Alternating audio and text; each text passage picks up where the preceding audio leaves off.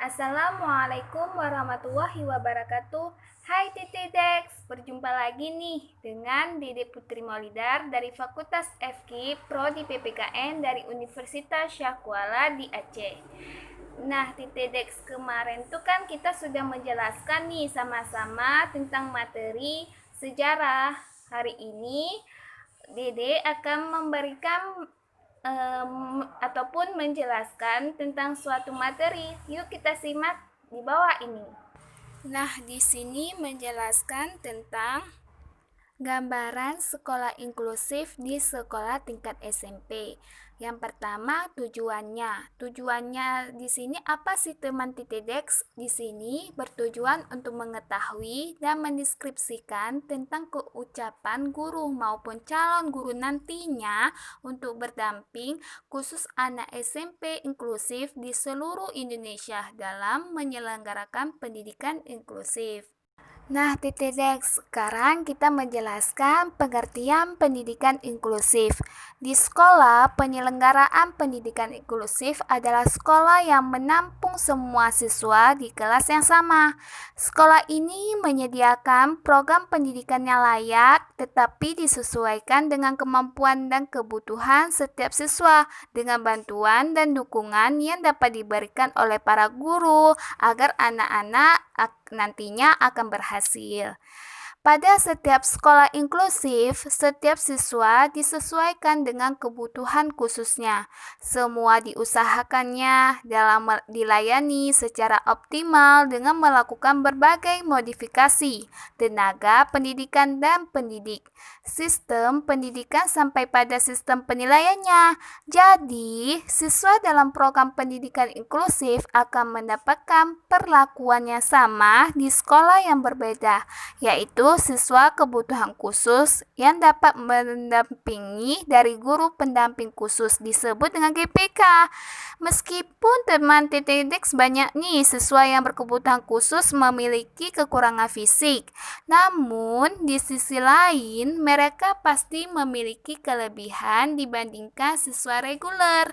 Siswa kebutuhan khusus tidak mendapatkan perlakuan khusus dari gurunya, tetapi pada umumnya mempunyai hak dan kewajiban yang sama dengan peserta didik reguler lainnya di kelas tersebut. Itu. Selanjutnya, kita akan membahas Titidex tentang landasan pendidikan inklusif. Dalam pelaksanaan pendidikan inklusif didasarkan pada beberapa landasan hukum, yaitu sebagai berikut. Yang pertama, landasan filosofis. Landasan filosofis yaitu sebuah program pendidikan inklusif di seluruh Indonesia, yaitu Pancasila, yang dimana Pancasila terdapat 5 pilar sekaligus cita-cita yang didirikan atas fondasi Bhinneka Tunggal Ika. Filosofis Bhinneka Tunggal Ika mengajarkan manusia untuk meyakini bahwa dalam diri manusia terdapat potensi kemanusiaan. Tidak hanya anak normal saja yang memiliki potensi tersebut, melainkan anak berkebutuhan khusus juga memilikinya. Yang kedua, landasan yuridis. Landasan yuridis ini terbagi. Yang pertama itu nasional. Dalam nasional, pelaksanaan pendidikan inklusif disebutkan dalam pasal 31 Undang-Undang 1945 ayat 1 yang berbunyi, setiap warga negara berhak mendapatkan pendidikan, dan ayat 2 berbunyi, setiap warga negara wajib mengikuti pendidikan dasar, pemerintahan wajib membiayainya. Serta dalam yang keduanya, dalam internasional ini, landasan yuridis dalam internasional disebut dengan Deklarasi Salamanca, yang dimana dilakukan oleh para menteri pendidikan seluruh dunia. Deklarasi Salamanca menegaskan bahwa semua anak yang sekegiannya belajar bersama-sama tanpa memandang kesulitan ataupun perbedaan. Yang ketiga, Landasan pedagogis. Tahukah TTDX, landasan pedagogis ini dalam Undang-Undangnya Nomor 20 Tahun 2003 tentang Sistem Pendidikan Nasional Pasal 3 menyebutkan pendidikan nasional adalah perkembangannya potensi pendidikan peserta didik agar menjadi manusia yang beriman dan bertakwa kepada Tuhan Yang Maha Esa. Yang keempat, landasan empiris. Pada landasan empiris ini, peneliti serta pendidikan inklusif telah banyak dilakukan di negara-negara barat sejak tahun 1980-an. Nah, pasti udah lama kan? Jadi, salah satu penelitian besar yang dilakukan oleh AS atau The Nationalities Academy of Screensh menunjukkan hasil bahwa klasifikasi dan penempatan anak berkainan di sekolah, kelas, atau tempat khusus tidak efektif. Selanjutnya, tujuan pendidikan inklusif. Tujuan pendidikan inklusif menurut Rekhaker dan Kiki Martin dibagi menjadi 3, yaitu yang pertama itu bagian anak berkebutuhan khusus. Ada anak yang merasa menjadi bagian dari masyarakat pada umumnya, dan ada juga anak yang akan memperoleh bermacam-macam sumber untuk belajar dan bertumbuhan. Yang kedua, bagian pihak sekolah, yang dimana memperoleh pengalaman untuk mengolah berbagai perbedaan dalam satu kelas dan mengembangkan apresiasi bahwa setiap orang memiliki keunikan dan kemampuan yang berbeda dengan lainnya. Yang ketiga, bagi guru, yaitu membantu guru untuk menghargai perbedaan pada setiap siswa dan mengakui bahwa siswa berkebutuhan khusus juga memiliki kemampuan, serta menciptakan kepedulian bagi setiap guru terhadap pentingnya pendidikan bagi siswa berkebutuhan khusus.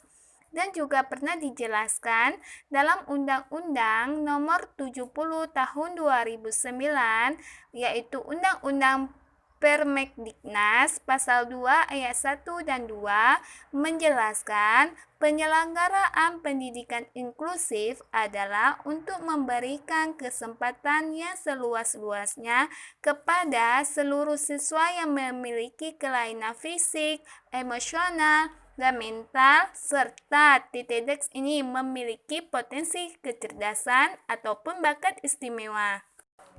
Nah, TTDX, kita menjelaskan lagi nih prinsip-prinsip pendidikan inklusif.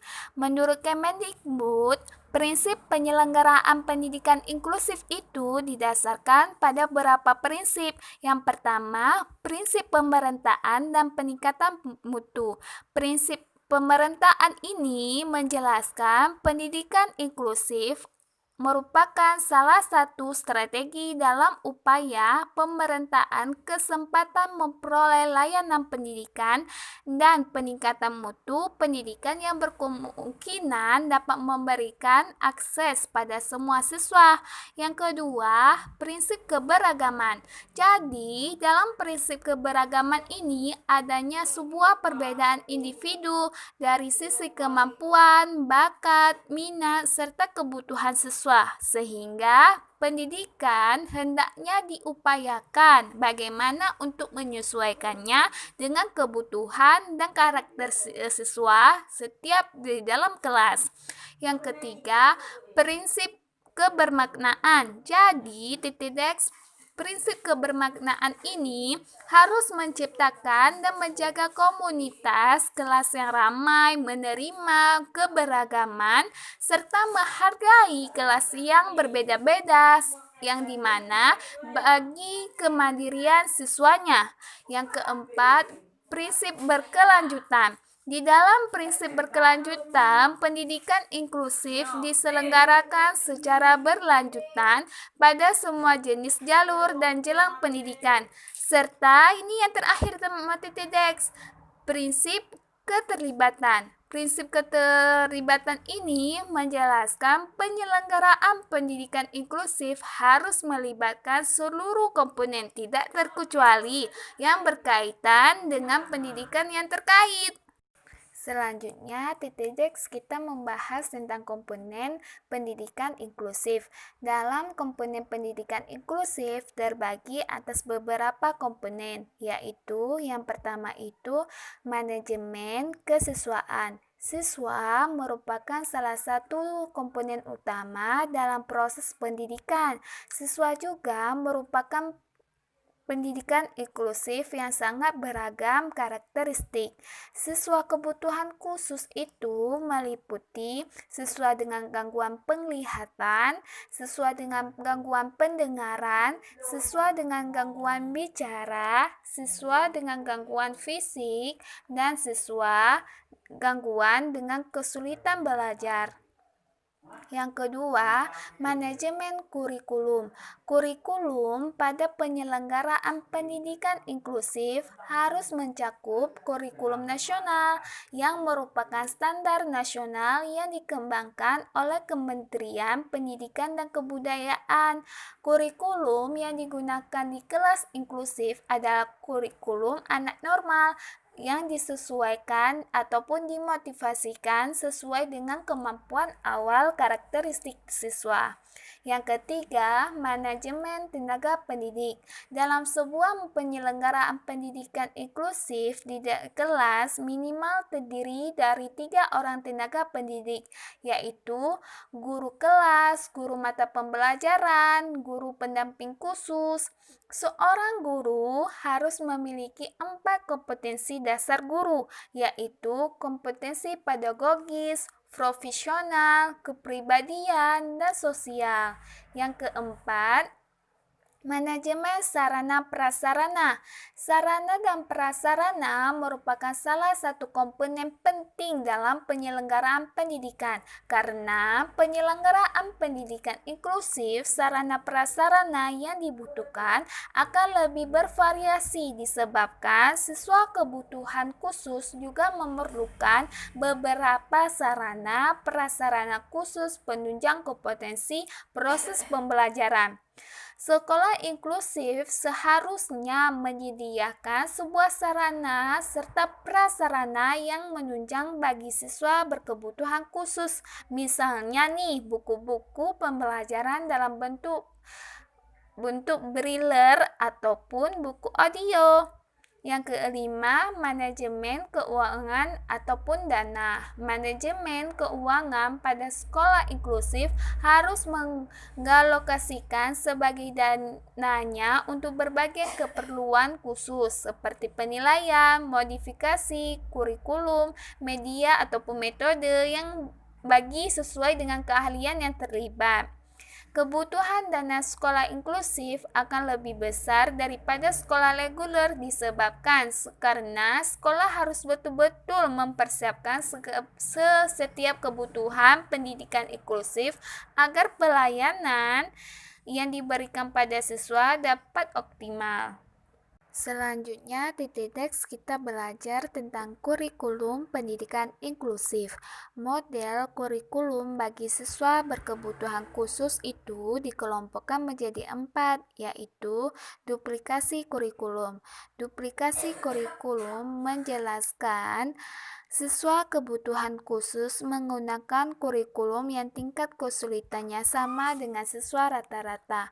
Model kurikulum ini cocok untuk siswa tunanetra, tunarungu, tunawicara, dan tunadaksa. Alasannya, TTX peserta didik tersebut tidak mengalami hambatan inteligensi, namun perlu modifikasikan proses, yakni siswa tunanetra menggunakan huruf Braille. Kedua, modifikasi kurikulum. Kurikulum siswa rata-rata atau reguler disesuaikan dengan kebutuhan dan kemampuan. Modifikasi kurikulum ke bawah diberikan kepada siswa tunagrahita dan modifikasi kurikulum ke atas untuk siswa cerdas ataupun berbakat. Yang ketiga, substitusi kurikulum, yaitu beberapa bagian kurikulum rata-rata ditiadakan dan digantikan yang kurang lebih setara. Karena model kurikulum ini siswa kebutuhan khusus dengan melihat situasi ataupun kondisinya. Yang keempat, omisi kurikulum, yaitu bagian dari kurikulum umum untuk mata pembelajaran tertentu yang ditiadakan total, disebabkan tidak memungkinkan bagi siswa kebutuhan khusus untuk dapat berpikir setara dengan anak rata-rata. Dan materi terakhir yaitu model-model pendidikan inklusif. Modijo mengelompokkan kelas inklusif itu dalam proses pembelajaran sebagai berikut. Yang pertama, kelas reguler penuh. Di sini menjelaskan titik siswa berkebutuhan khusus belajar bersama-sama dengan siswa reguler. Guru pembimbing khusus di kelas reguler membimbing siswa kebutuhan khusus belajar bersama-sama dengan siswa reguler dengan menggunakan kurikulum standar nasional. Dan yang kedua, kelas khusus di sekolah reguler. Kelas khusus merupakan salah satu layanan sekolah inklusif dengan cara memisahkan siswa kebutuhan khusus di kelas terdiri atas siswa reguler. Nah, TTDEX ini salah satu contohnya. Nah, TTDEX gimana? Pasti seru kan penjelasannya? Ini masih banyak kalian-kalian yang bertanya-tanya pastinya. Gimana sih pendidikan inklusif itu di tingkat sekolah dan bagaimana data ataupun kondisi pendidikan di sekolah di SMP. Kalau kalian pengen memberikan komentar ataupun memberikan materi, bisa kalian berkomentar di bawah ini TTDEX. Dan jangan lupa TTDEX like and subscribe karena like and subscribe itu gratis. Terima kasih. Assalamualaikum warahmatullahi wabarakatuh.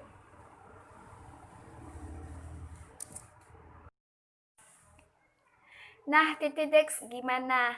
Pasti seru kan penjelasannya? Ini masih banyak kalian-kalian yang bertanya-tanya pastinya. Gimana sih pendidikan inklusif itu di tingkat sekolah dan bagaimana data ataupun kondisi pendidikan di sekolah di SMP.